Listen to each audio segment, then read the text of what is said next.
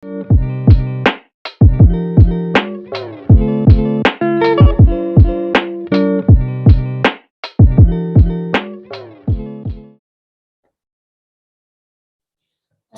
warahmatullahi wabarakatuh. Perkenalkan, nama saya Safa Ramandasari Salsabila dengan NIM 2021 1880045.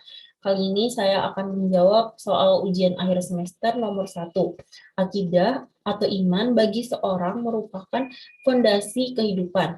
Dari pancaran iman, maka seorang akan berperilaku terpuji. Pertanyaan yang pertama, jelaskan pengertian akidah dari segi bahasa dan juga istilah. Baik, menurut bahasa terlebih dahulu, akidah adalah sebuah kata yang berasal dari bahasa Arab, yakni akad yang memiliki makna mampu menyimpulkan sesuatu. Sedangkan menurut istilah sendiri, akidah memiliki arti sebuah keyakinan atau keimanan yang dimiliki oleh seseorang yang tidak dapat diuraikan oleh pengaruh apapun.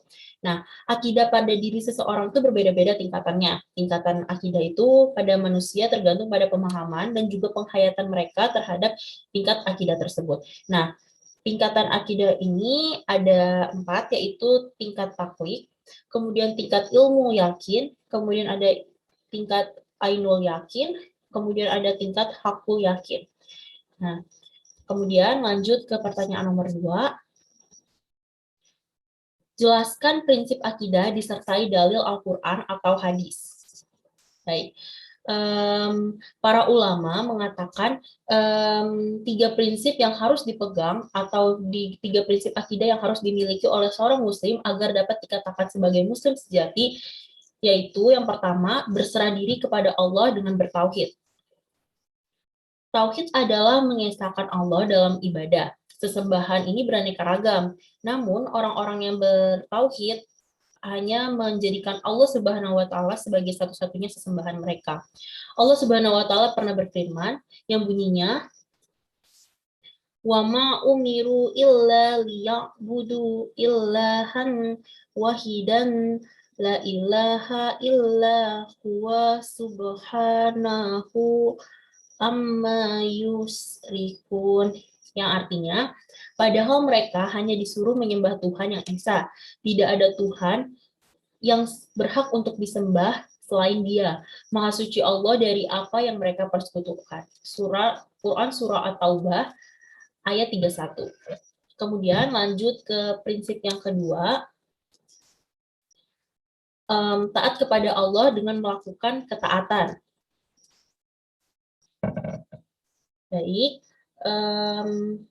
orang yang bertauhid berarti memegang prinsip menjalankan perintah Allah dan menjauhi segala larangannya. Ketaatan ini berarti menjalankan perintah dan menjauhi larangan yang dikatakan oleh Allah. Jadi, tidak cukup menjadi seorang muhawid atau meyakini Allah itu diesakan dalam ibadah tanpa adanya amal. Baik, lanjut yang ketiga, berlepas diri dari syirik dan perilaku yang syirik. Tidak cukup seorang berprinsip dengan 2 prinsip di atas. Namun, hanya beribadah kepada Allah saja, dia juga harus berlepas diri dari sifat-sifat yang syirik ataupun yang mempersekutukan Allah, baik yang tersirat maupun yang tersurat. Jadi, prinsipnya seorang muslim itu meyakini batilnya kesyirikan dan ia pun mengkafirkan orang-orang musyrik. Seorang muslim harus membenci dan memusuhi mereka karena Allah, karena prinsip seorang muslim adalah mencintai apa yang dicintai oleh Allah dan membenci apapun dan siapapun yang dibenci oleh Allah. Demikian dicontohkan oleh Ibrahim alaihissalam, di mana beliau dan orang-orang pengikutnya berlepas diri dengan orang-orang yang musyrik. Disaksikan pada ayat yang berbunyi, "Qad kanat lakum uswatun hasanatun fi Ibrahim wallazina ma'ada iz qalu liqaumihim inna bura'ahu minkum wa mimma ta'buduna min dunillah." Yang artinya, sesungguhnya telah ada suri tauladan yang baik bagimu pada Ibrahim dan orang-orang yang mengikuti, yang bersama dengan dia, ketika mereka berkata kepada kaum mereka, sesungguhnya kami berlepas diri dari apapun, daripada kamu dan daripada apapun yang kamu sembah selain Allah. Quran surah Al-Mumtahanah ayat 4. Baik, sekian penuturan dari saya. Kurang lebihnya mohon maaf. Wassalamualaikum warahmatullahi wabarakatuh. Saya Zimutin Afifah Munawafina dengan NIM 202110044. Untuk menjawab pertanyaan UAS AIKA nomor 2, yang pertama adalah apa yang dimaksud dengan akidah sohihah yang murni dan konsekuen. Akidah sohihah berarti akidah yang benar. Akidah sohihah yang murni dan konsekuen berarti adalah akidah yang murni berasal dari wahyu Allah, yaitu Al-Quran dan Sunnah Rasul. Dan sesuai dengan fakta atau kenyataan yang terjadi atau diperbuat oleh Rasulullah. Pertanyaan kedua yaitu apa yang dimaksud dengan syirik dan syirik modern dan bagaimana cara menanggulanginya. Syirik sebagaimana yang kita ketahui adalah menyamakan selain Allah dengan Allah dalam rububiyah maupun uluhiyah. Atau dengan kata lain, syirik adalah menyekutukan Allah. Syirik yang berkembang pada zaman dahulu adalah syirik jali, yaitu mempersekutukan Allah secara terang-terangan. Namun, syirik yang berkembang pada masa modern ini adalah syirik khafi, yaitu mempersekutukan Allah secara tidak sadar. Contoh dari syirik modern adalah menganggap yang menyembuhkan penyakit adalah dokter, tabib, atau meminum obat. Padahal, dokter atau obat-obatan hanyalah sarana yang diberikan kepada Allah, seperti yang diketahui pada surat Asy-Syura ayat 80. Dan apabila aku sakit, dialah yang menyembuhkanku. Yang kedua contohnya adalah ramalan atau zodiak. Yang ketiga adalah menganggap tubuh sehat dan bugar karena pola makan atau pola istirahat. Sedangkan seharusnya kita harus mempercayai bahwa yang memberi kesehatan adalah Allah. Cara menanggulanginya yaitu dengan memperdalam keimanan kita kepada Allah dan Rasul-Nya, serta memperdalam ajaran agama di diri masing-masing. Yang kedua adalah terbiasa kerja keras dan berdoa kepada Allah. Yang berikutnya adalah meyakini tidak ada kekuatan dan kekuasaan yang lebih besar dibanding dengan Allah.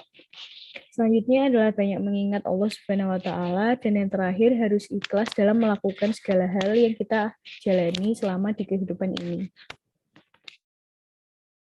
Assalamualaikum warahmatullahi wabarakatuh. Saya Haikal Adi dari Negara dengan NIM 20211880043.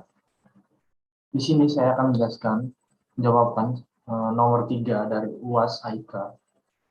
Apa itu ibadah menurut Muhammadiyah?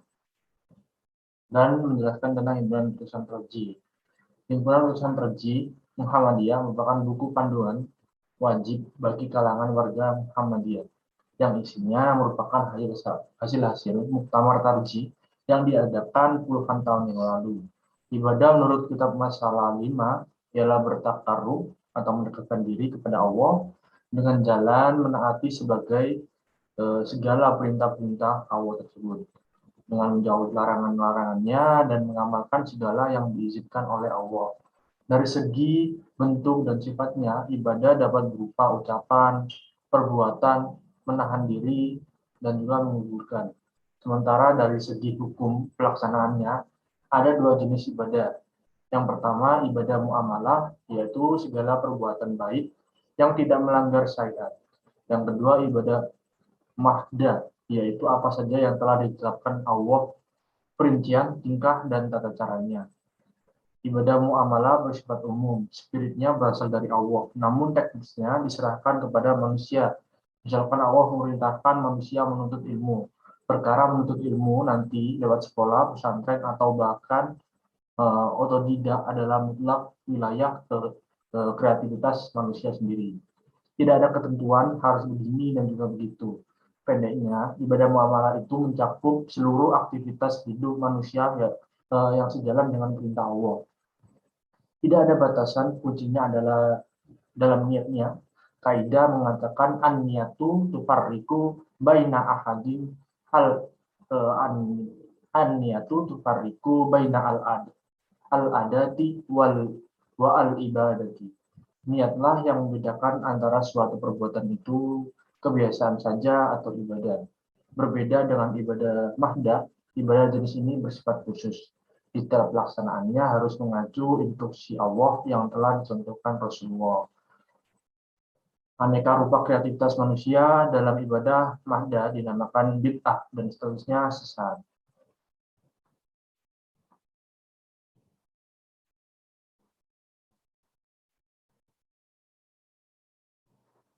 Kemudian soal yang nomor 3, yang kedua, apa ibadah, manfaat ibadah bagi diri kita sendiri.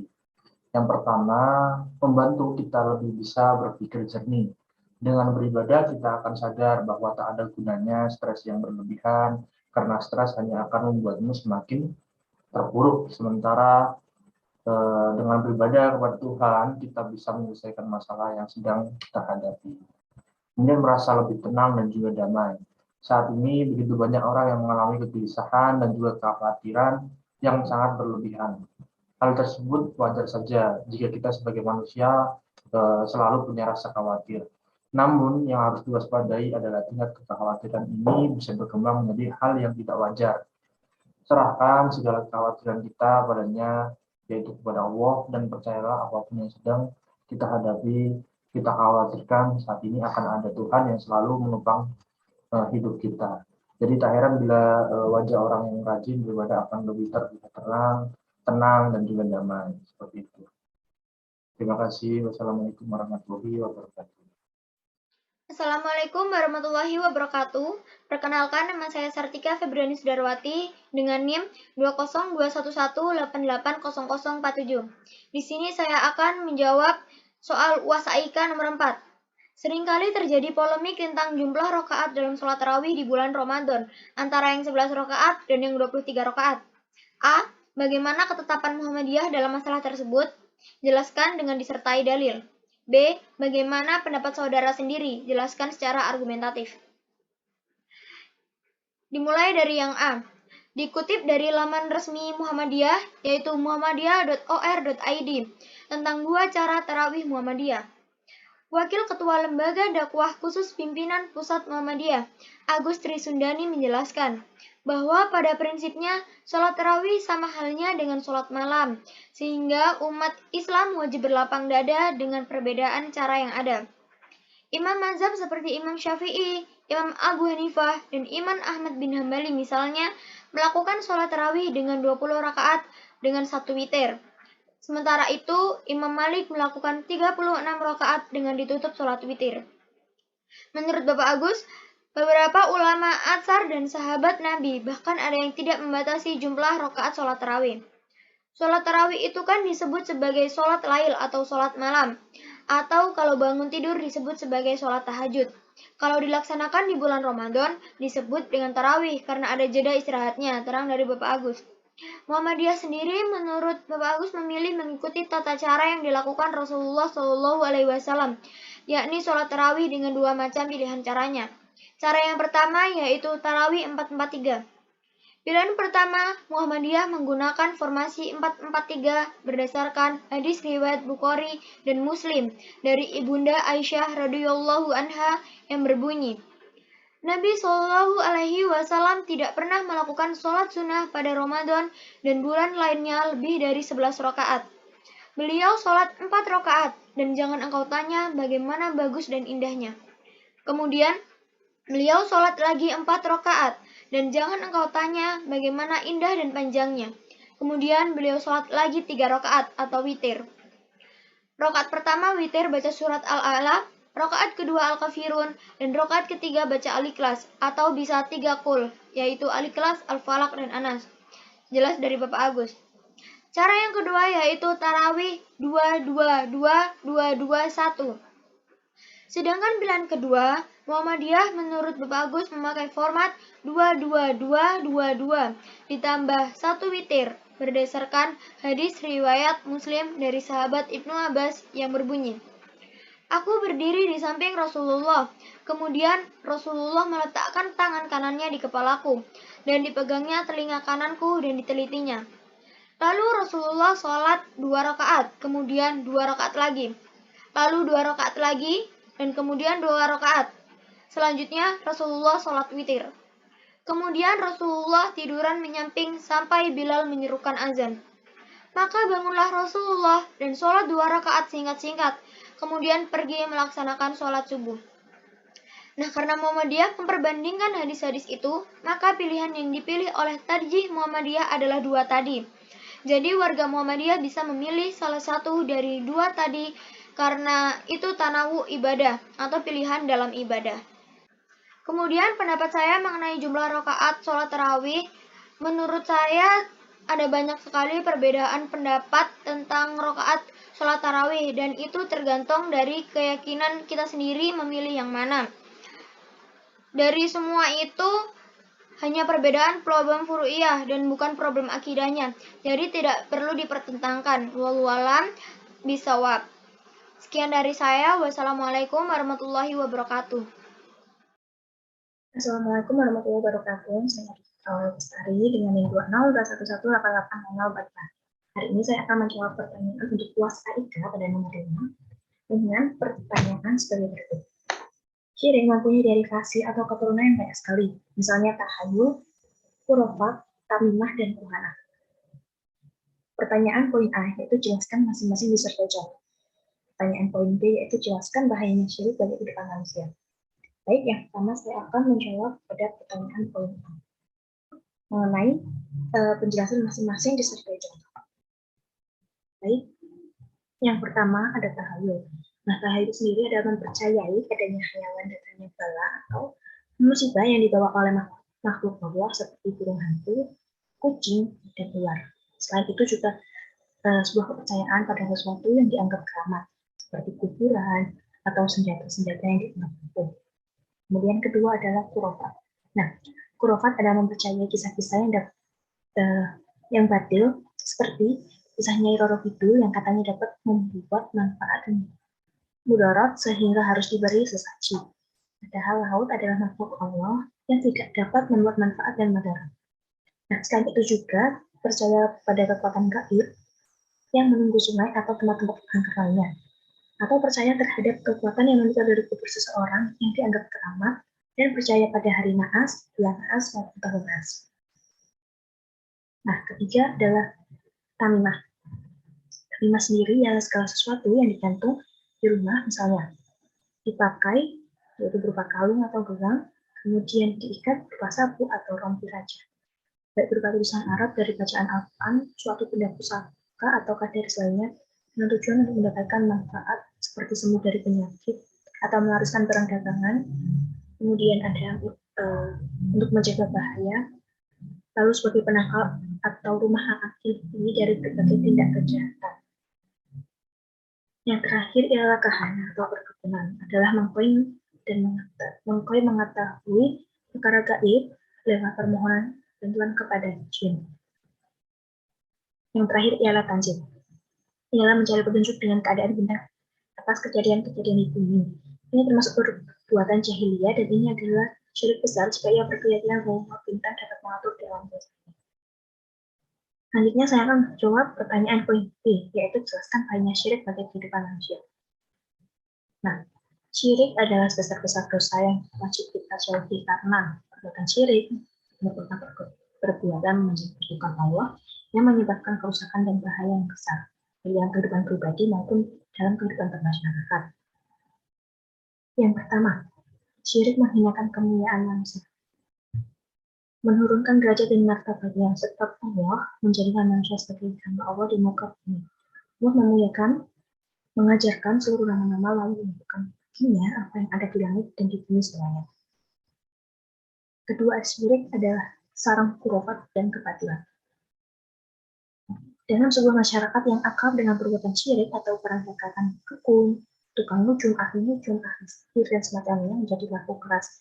Sebab mereka mengklaim bahwa dirinya mengetahui ilmu gaib yang sesungguhnya tak seorang pun mengetahuinya kecuali Allah. Yang ketiga adalah syirik adalah kezaliman yang paling besar, yaitu zalim terhadap hakikat yang agung, yaitu tidak ada Tuhan yang berhak disembah selain Allah. Kemudian keempat yaitu Syirik sumber dari segala ketakutan dan kecemasan. Orang yang akan menerima berbagai macam kurofat dan percaya keadilan, kehidupannya akan selalu diliputi oleh ketakutan.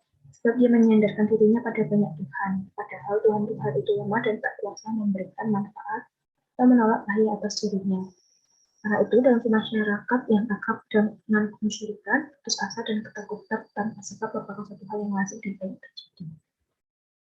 Kelima, syirik membuat orang malas melakukan pekerjaan bermanfaat. Syirik mengajarkan kepada para pengikutnya untuk mengandalkan para perantara sehingga mereka meremehkan amal saleh. Sebaliknya, mereka melakukan perbuatan dosa dengan keyakinan bahwa perantara akan memberikan syafaat di sisi Allah. Nah, syirik menyebabkan pelakunya kekal dalam neraka.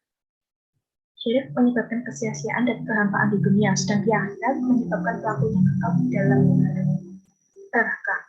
Ketujuh, yaitu syirik memecah belah umat. Kemudian, itu jawaban dari saya untuk pertanyaan nomor 5. Sekian dan terima kasih. Wassalamualaikum warahmatullahi wabarakatuh.